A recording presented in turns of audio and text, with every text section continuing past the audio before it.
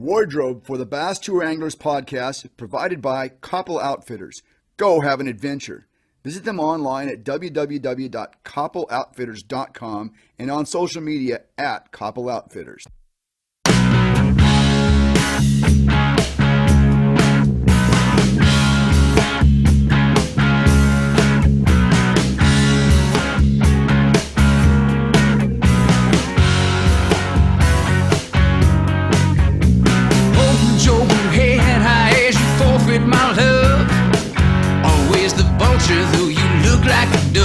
We'll get those live bass zipped and clipped, strap down those rods, and stash away those tackle bags because we are going fishing. Hello, everybody. Welcome to the Bass Tour Anglers podcast. Thanks for being with us. Ducket Fishing is going to give you the lowdown on what's happening in Southern California's Inland Empire. Last Chance Bait and Tackle is one of the better known tackle shops in Southern California. They have everything for both fresh and salt water. Most importantly, they have the inside information. We have Matt Magnone with us today. He is going to give us some information on what's going on at these Inland Empire lakes. Matt, thanks for being with us today. Dude, we're actually going through a big transition right now, and it's pretty exciting because we got bait pretty much booming everywhere between Diamond Valley, Skinner, Paris. It's in that major shift right now where if guys start really thinking outside the box, you can have great days on the water right now. It's been a lot of fun fishing. Well, let's start with my arch nemesis, Diamond Valley. Then, what's going on up there? Pretty much, you got that whole summer vibe fading away, leading into that fall transition time right now. Tons of silver sides on the bank. The threadfin never made a big, comeback after the stripers went in there, but right now, silver sides are loaded down the bank. I mean, you can throw little darter heads at them, tiny flukes, scrounger heads, all that fun stuff. So it's like guys are kind of struggling right now because they want to throw the buzzbait. They want to throw the frog. They're not ready for summer to leave. But now it's that whole shad bite with the underspin and all that tiny bait. And you can bang on them pretty good right now. That Fluke Junior is a killer and stuff like that. It gets bit. It gets bit for sure. Absolutely. Anything of size coming out of there lately? There's been some quality fish, but I mean, the guys hunting this with the swim bait and stuff like that, you're going to get your fair shake on opportunity. But really right now, you're dealing with that either 1.75 pound to 2.5 pound schoolie, and you might load up on a few fish in that 3.5 to 4 pound range. The bigger fish that are already jump started into the fall, into the winter, I mean, on structure spots, points, hump, bridges, that kind of stuff, you can get some quality, but it's not fishing 25 pounds. You're probably looking at that 16 to 18 pound limit, which is good. I mean, you can't argue with that. Yeah, you cannot argue with that. Great. Are you, so what depth is the most productive depth? Are you talking, is it a surface bite right now? Yeah, you got that stuff that's like backs of coves, early and late kind of thing, or when the wind blows, that 0 to 3 feet of water, any pinch points or any wind blown coves. But then you have that 25 to 40 foot of water zone where you can set up on structure.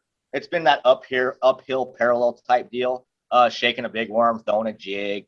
It's pretty cool. I mean, you can it's at the time of year where people struggle, but it's the time of year you can almost pick what you want to fish. Like, you want to fish structure, you want to fish a drop shot, you want to fish a jig, or do you want to fish reaction the whole day, throw a rip bait or something? You can kind of do a lot.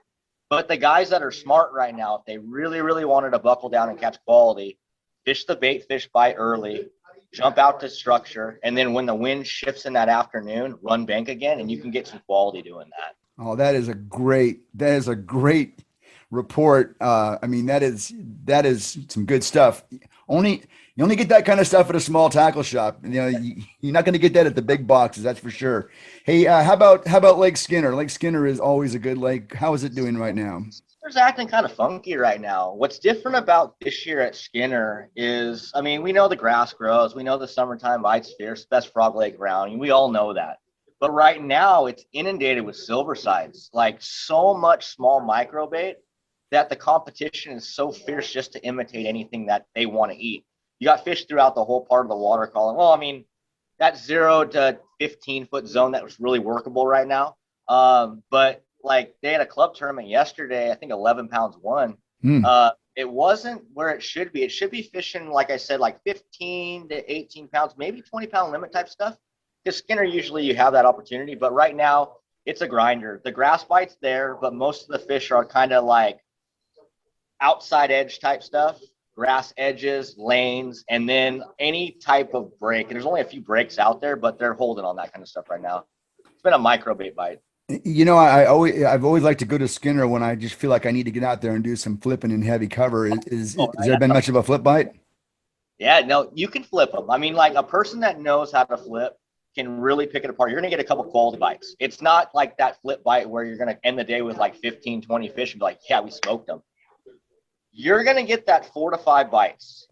It's going to take you all day, but if you're flipping and punching deep right now, heavy line, 1.75 ounces, 2 ounce weight, you can come across some big bites right now. 100%. I know for a fact. But the water is in a good position for that kind of thing right now. It sets up pretty well. It was jam-packed high, and then the grass grew, and they dropped the water level, so now we're topped out in certain areas. And for a person that can really analyze grass, you can find the holes, you can find the depressions, and really pinpoint where fish should be on their way back out a little bit right now. Cool. So you can bang on them. It's good stuff. Now, I meant to ask you about the stripers at DVL also. Have the stripers been at DVL and Skinner? Have there been much of a striper bite? Skinner's been kind of funky, but Diamond Valley this year more important than any other year we've had in the last probably 5, because as you know, 5 years ago it was great. 6 years ago, yeah, then it tapered off. Diamond this year's had so much schooling activity on like that 5 to 8 pound striper, which is nice to see. I mean, it's fun size. It's kind of a bummer in some cases, but I mean, you can go out there and legitimately catch striper right now. But the 20 to 25 pound class fish, they're really hard to come by. Yeah. Well, those smaller ones are fun, especially when they start schooling like that. That's fun. Yeah, it's a blast. You catch like 3 in a row back to back. Your buddy's hooking. Another boat comes in, they slide in, they hook another one. It's always good. Good stuff. Really good stuff. Now, Lake Perris, what's that been like? I've been spending most of my time over at Perris right now. I've been joking around on the internet saying I'm fishing Disneyland, because it's Perris is always like a free for all. You can have a lot of fun there, but I'm working on fish at Perris right now that are moving well off the bank and getting out in open water. A lot of guys are still running tree lines and throwing, dippers or small swim baits to the trees, A-rigs, whatever. Most of what I'm focusing on is that 45 to 50 foot of water stuff. Oh, I'm finding shad balled up. I'm looking for the larger bait.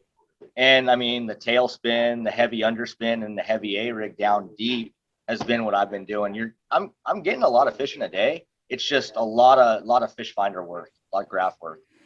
Yeah, that's kind of a more advanced pattern. You gotta know a little bit about your electronics. You gotta know a little bit about how fish react to structure and bait, but it's good to know it's there. Yeah, and for the guy that just doesn't really, he wants to bass fish, but he doesn't want to go in depth or doesn't have the means to go in depth, they can literally take a 1/8 ounce underspin right now, a tiny fluke or a fluke junior, pin that thing on 6 pound in a spinner rod and run the bank. And there's a whole mess of 1.75 to 2 pound fish all up and down the bank, blowing up on bait. And all you got to do is cast beyond your target, pop, pop, pop, pop, pop, and you'll hook them. It's a fun bite for a person learning how to fish bait. Absolutely. Anything else going on this fall? I saw that National Bass West is going to be running tournaments again. That'll probably be coming through your shop, right? We'll have the circuits, National Bass West, ABA. There's been talk they're going to have some other things like the Wild West Bass Trails, which is pretty cool. There's really not that many other circuits, but yeah, we got the tournament circuits coming up. First tournament for National Bass, I believe, is November 7th. Yep. The way the lake's shaping up, I mean, every year's different in SoCal, and we always say it's a weird year, but this year it's like a delayed summer. So the way the lake's shaping up, it's almost as if we're not going to have a true wintertime November tournament. It's almost going to be like a fall tournament where guys are going to be fishing shallow, small baits, running bait. It's going to be different than fishing 50, 60 Texas rigging or something.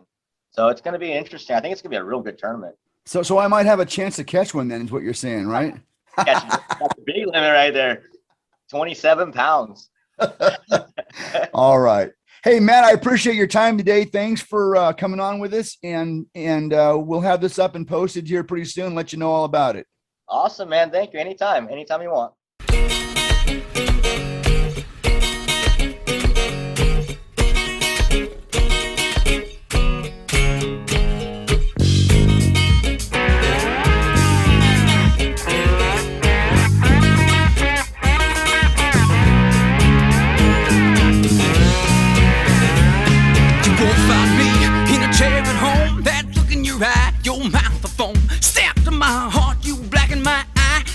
with moonshine, whiskey, and rye.